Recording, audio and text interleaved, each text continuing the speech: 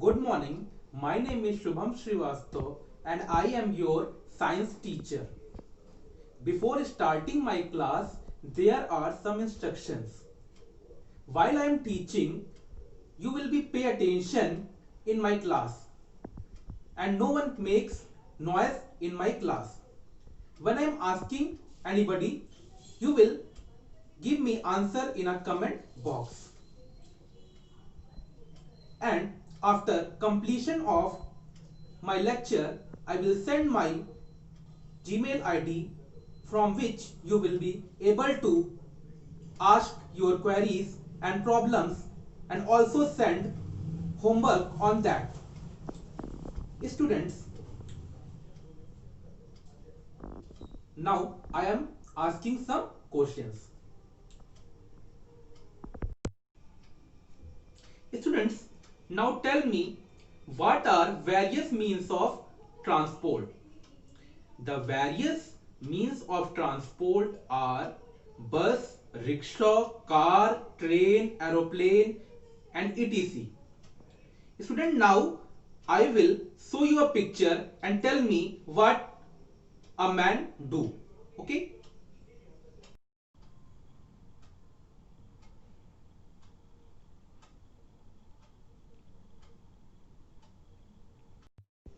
In the picture you see that a man is pushing a car. Now tell me what happens to the car.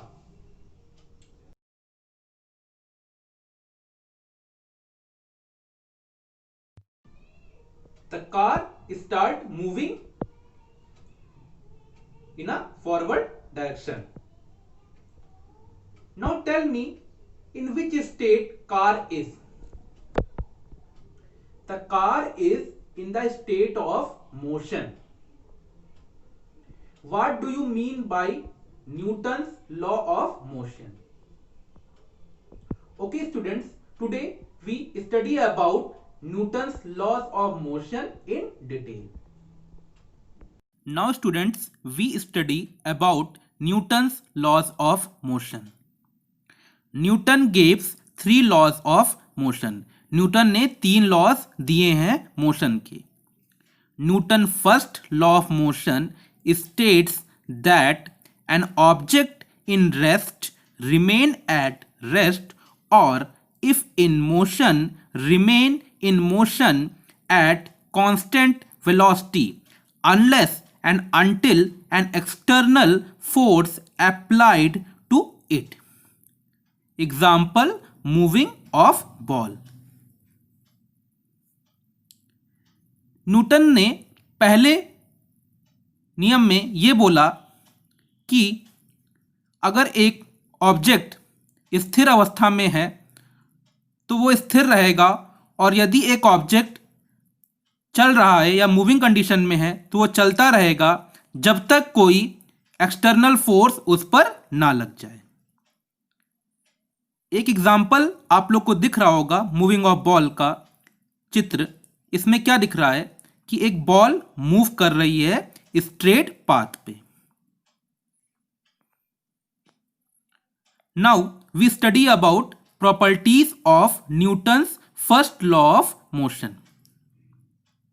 The properties of Newton's first law of motion are given below. First property, an object at rest remain at rest or if in motion remain in motion at constant velocity. Inertia is the second property जो है इसकी बता रहे हैं इसमें. Inertia is the tendency of object to remain at rest or in motion.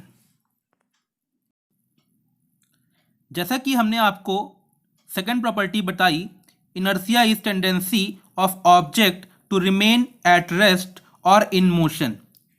Inertia की वजह से ही अगर ऑब्जेक्ट स्थिर है तो वो स्थिर रहेगा और यदि वो गति कर रहा है तो वो गति करता रहेगा जब तक कोई उसमें एक्सटर्नल फोर्स ना लग जाए. तीसरा प्रॉपर्टी क्या है? Inertia is related to object mass. Inertia का संबंध ऑब्जेक्ट के मास से भी Newton's second law of motion, अब न्यूटन्स का दूसरा नियम, Newton second law of motion states that a force to be equal to that change in momentum with a change in time. Other word we can define, हम इसको और एक तरीके से डिफाइन कर सकते हैं, कैसे? We can define that force is directly proportional to the product of mass and its acceleration. Example, pushing a car is more easier than bus और ट्रक। जैसा कि चित्र में आपको दिख रहा है कि जो एक पर्सन है वो कार को जब धक्का लगा रहा है तो उतनी फोर्स नहीं लग रहा है जितना कि एक ट्रक को धक्का लगाने में लग रहा है, क्योंकि कार क्या है, वो लाइटर है वेट में, इसलिए एक पर्सन उसे इजीली मूव कर सकता है।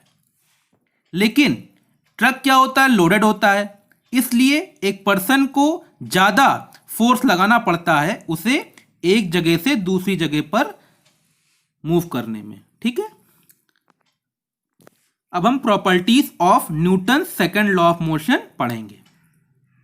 The properties of Newton second law of motion are as given below. Acceleration is directly proportional to and in the same direction as the net external force acting on an object. Acceleration is inversely proportional to the object mass. The weight of an object is defined as the force of gravity acting on an object. जो पहली property है उसमें बताया गया है कि acceleration directly proportional है किसके, फोर्स के। ठीक है, और दूसरे में ये बताया गया है कि एक्सेलरेशन इन्वर्सली प्रोपोर्शनल है किसके, ऑब्जेक्ट के मास के। ठीक है, और जो तीसरा प्रॉपर्टी है इसमें ये बताया गया है कि the weight of object is defined, हम उसे बता सकते हैं as a force of gravity, कि एक ग्रेविटी लगती है जिसको हम लोग कहते हैं गुरुत्वाकर्षण या गुरुत्वाकर्षण कहते हैं, ऑब्जेक्ट पे वो लगती है। ठीक है, अब Newton's third law of motion and last law of motion पढ़ेंगे।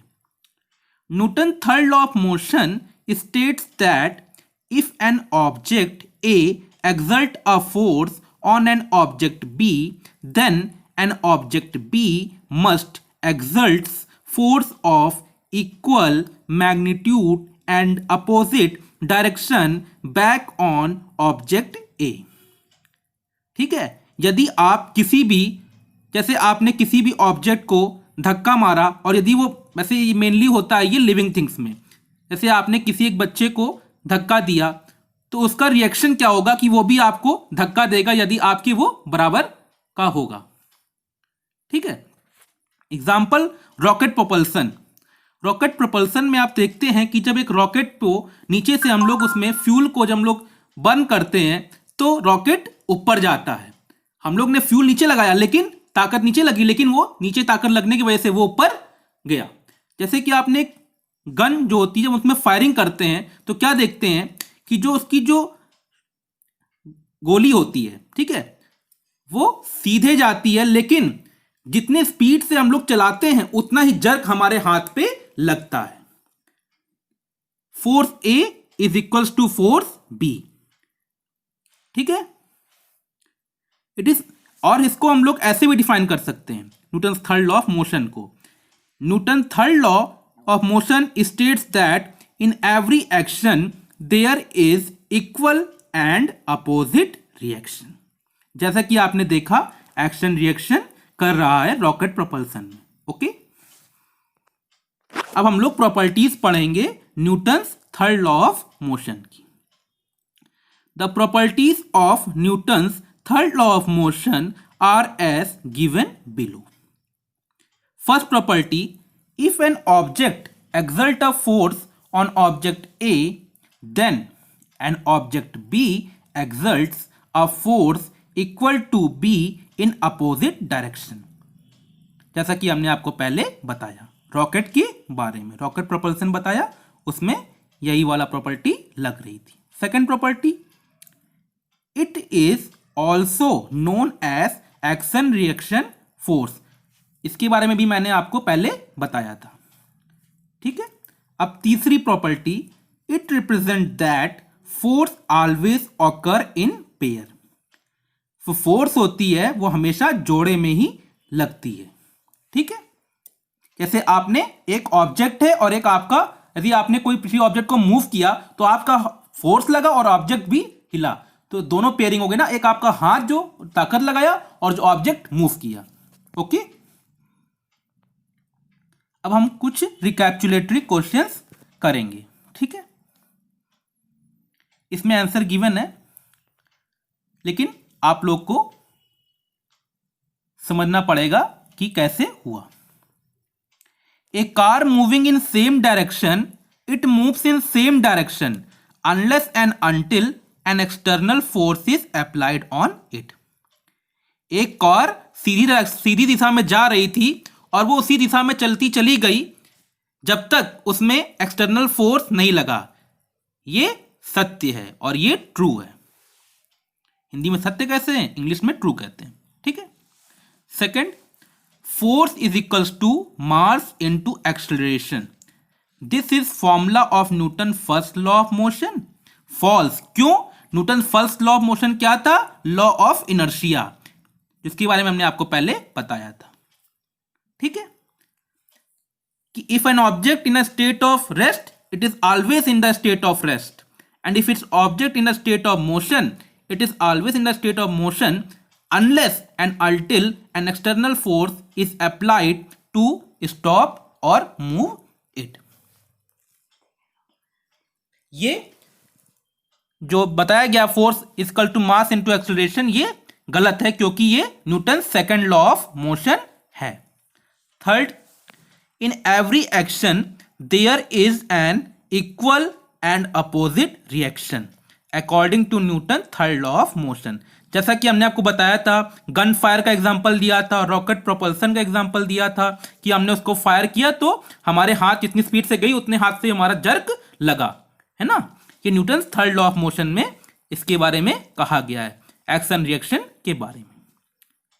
Now fourth one, rocket propulsion is the best example of Newton second law of motion. False. ये Newton third law of motion में था, जिसमें हमने action reaction law के बारे में पढ़ा था, ओके स्टूडेंट्स। आज मैंने आपको जो पढ़ाया वो समझ में आया आप लोग को? कोई क्वेरीज हुई, कोई प्रॉब्लम हो तो मुझे कमेंट बॉक्स में लिखकर अपनी क्वेरीज क्लियर कर लीजिए। अब आपके लिए एक होमवर्क है, ठीक है। Learn definition of Newton's all three laws of motion. Newton's की जो तीनों लॉ मैंने पढ़ाया था आपको, उसकी डेफिनेशन, परिभाषा आप लोग को याद करनी है। और दूसरा क्या है? Write formulas of Newton's all three laws of motion in your notebook. आप लोग को न्यूटन्स के तीनों लॉज ऑफ मोशन के बारे में फॉर्मूला जो है उसे अपनी नोटबुक में लिखना है और मेरे जीमेल आईडी पर सेंड करना है, ओके स्टूडेंट्स।